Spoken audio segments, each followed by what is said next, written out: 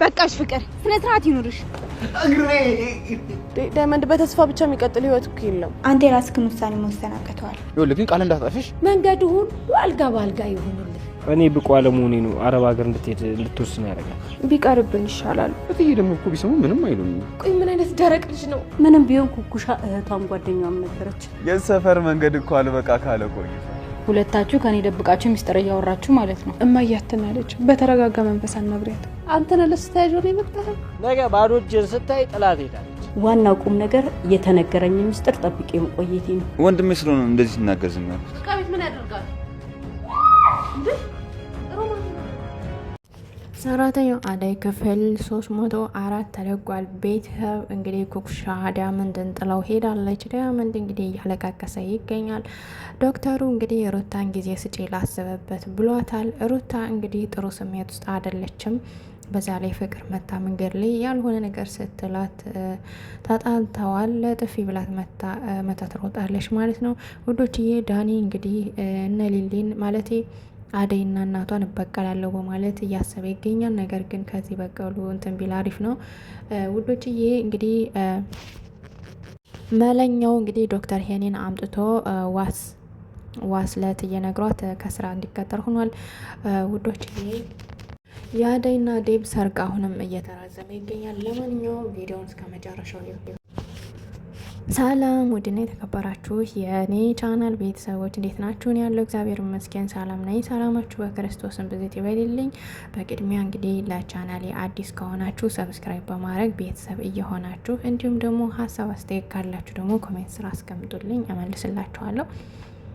ውዶችዬ እንግዲህ በዛሬው ክፍል እንዳየነው ያው ባለፈው ክፍል ላይ እንግዲህ እንዳየነው ኩኩሻ ጥላ ውስጥ ሄድ ነበር የሚያቆመው ማለት ነው። ዳይመንድ እያለቃቀሰ ነበር የሚያቆመው።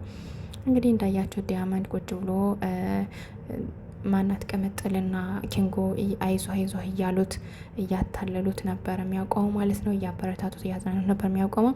እንግዲህ ኩኩሻ ልቴር ስትል ሳልነግረው እንዴት ይሄዳለሁ፣ በጣም እኔ ልቤ ተሰብሯል፣ እየወደድኩት እንዴት እለያለሁ ማለት እንግዲህ ቻው ለማለት ወደ ዳይመንድ ስትመጣ ዳይመንድም እንግዲህ የኔ ቆንጆ ተመልሳ ነው በቃ ነገሩን ሁሉ ትተው ተመልሳ ነው በማለት እንግዲህ ዘሎ ሲያቅፋት፣ እሷ ግን መርዶ ልታረደው ነበር ያመጣችው። እንግዲህ እኔ አንዴ ቆርጬ ተነስቻለሁ ዳይመንድ፣ ስለዚህ ስብራትንም ፍቅርህንም ቻል አድርገው እንድትቆይ ነው የምፈልገው፣ እኔ መሄዴ ነው በማለት እንግዲህ ቻው ብላ ሄዳለች። እንግዲህ ዳይመንድ እንዴት ለምን ስቴጅ አለሽ የሚለውን ጥያቄ አንስቶ ነበረ። ነገር ግን እሷ የምትለው ከዚህ እኔም አንተም ቁጭ ብለን የሰፈር አድማቂዎች ነን፣ ሁላችንም ስራ የለንም። ስለዚህ እኔ ደግሞ ሂጄ እኔንም ህይወትን ቤተሰቦችንም መቀየር እፈልጋለሁ። ስለዚህ መሄድ አለብኝ። ሁላችንም ቁጭ ብለን የማይሆን ስራ የማይሆን ነገር ነው በማለት እንግዲህ ነግረዋለች።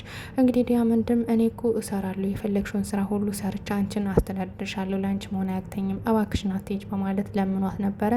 ነገር ግን እሷ በፍጹም ሊሆን አይችልም፣ አንድ ይወስኛለሁ በማለት እንግዲህ ጣጥለው ሄዳለች። እንግዲህ ዳይመንድም ስሜታዊ ሆኖ በጣም ብዙ ነገሮች እያለ ነበረ። በቃ እኔ ለምን እንደዚህ ሆነ ለምን ሳወኳት እያለ ተበሳጭቶ ነበር። ከዛም እንግዲህ ቅምጥልና ኪንጎ እባክን ተረጋጋ ብለው ቢያረጋጉትም ሊረጋጋ ባለመቻሉ እንግዲህ ታጥሏቸው ሄዷል ማለት ነው። እንግዲህ ኪንጎ ሊከተለው ሲል ቅምጥል ደግሞ ተረጋጋቶ ብቻውን ይሁንና ከዛ በኋላ ያስብበት በማለት እንግዲህ ትተዋለች ማለት ነው። እንዲተው አድርጋለች። ውዶችዬ ሩታና ዶክተሩ እንግዲህ እንዳያቸዋቸው ባለፈው ክፍል ላይ ላስብበት እባክሽን ተረጋጊ ላስብበት ብሏት ነበር ዶክተሩ።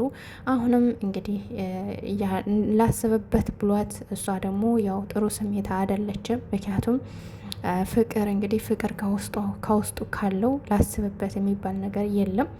ምክንያቱም ፍቅር ታውቁታላችሁና ፍቅር እንግዲህ ላስብበት አይባልም። ምናልባት ስላላፈቀራት ነው እሷን መቀበል ስላቃተው አደይን መርሳት ስላቃተው እሷንም ደግሞ መቀበል ስላቃተው ነው እንግዲህ ላስብበት ያላት ማለት ነው። ውዶችዬ እንግዲህ ሩታ ተጨንቃ ተናዳ ወጥታ ሄዳለች። እሺ ጊዜ እሰጣለሁ በማለት እንግዲህ ነገር ግን ተናዳን የወጣችው ወጥታ እንግዲህ ቁጭ ብላ ብቻዋን እያወራች ወይም ደግሞ እያለቀሰች ሳለ እንግዲህ ፍቅር መታ ብዙ ነገር ያልሆነ ነገር እናትሽ ምናምን በማለት እንግዲህ ብዙ ነገር ነግራታለች። እንደዛ ብላ ስትነግራት እንግዲህ በጣም ሩታ ስሜታዊ ሆና ፍቅርን በጥፊ መታት። የራስሽ ጉዳይ ብላ ታትታት ሄዳለች ማለት ነው። ዶክተር ደግሞ እንግዲህ አጋጣሚ ወጥቶ ትንሽ ወጥቼ ልዝናና በማለት እንግዲህ ሲሄድ አጋጣሚ ዲያመንድን አግኝቶት ከዲያመንድ ጋር ቁጭ ብሎ ነበረ። ዲያመንድም እንግዲህ እኔ ምንድነው ማድረግ ያለብኝ ዶክተርዬ፣ እንግዲህ ኩኩሻ ጥላኝ ሄዳለች በማለት እንግዲህ ሲነግረው ነበረ። ነገር ግን ዶክተር ደግሞ እየሳቀበት ነበረ።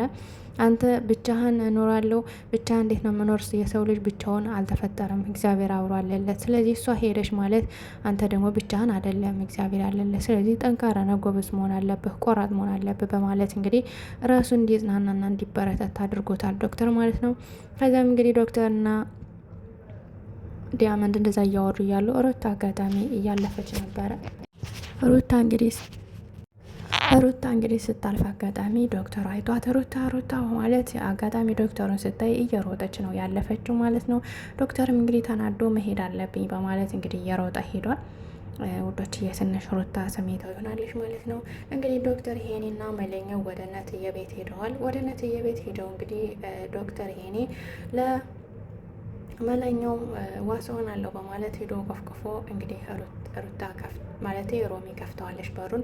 ሮሚ ስትከፍተው እንግዲህ ሮሚን እያማለለ ዶክተር ሄኔ ብዙ ነገር እያወራ ነበረ። ነገር ግን ሮሚ ደግሞ ድጋሜ እንዳትመጣ እባክህን አትምጣ፣ እኔ ስራዬን ልስራበት፣ እኔ የዚህ አላማ ሰው ወይም ደግሞ የዚህ እንትን አይደለሁም፣ ሲጀመር እኔ ስራዬን ነው አተኩሬ መስራት ያለብኝ፣ ስለዚህ ከትዬ ጋር እንዳትጣላኝ በማለት ብዙ ነገር ስትለው ነበረ። ነገር ግን እሱ ሊሰማ አልቻለም። እሷም እንግዲህ በሩን ዘግታት እየሮጠች ስትሄድ አጋጣሚ ዴቭ መጥቷል። ዴቭ መጥቶ እንግዲህ ማነው በሩን የሚቆፈቅፈው ለምን አትከፍችውም በማለት እንግዲህ ሲላት ነበር። እሷ ደግሞ አትክፈተው እያለች ስትደረድር ከቆየች በኋላ እንግዲህ ዴቭ በሩን ከፍቶታል። በሩን ከፍቶ እንግዲህ እሱ ስራ ስላለበት አጋጣሚ ሲከፍተው ዶክተር ሄኒ ሲያገኝ ምንድን ነው ከሩታ ጋር የጀመርከው ምናምን እያለ እንግዲህ ሲያንገራግረው ነበረ። እሱም እንግዲህ አረ ምንም የጀመርኩት የለኝም ኖርማሊ እንደዚሁ ነው እያለ እንግዲህ ሲያወራው ነበረ።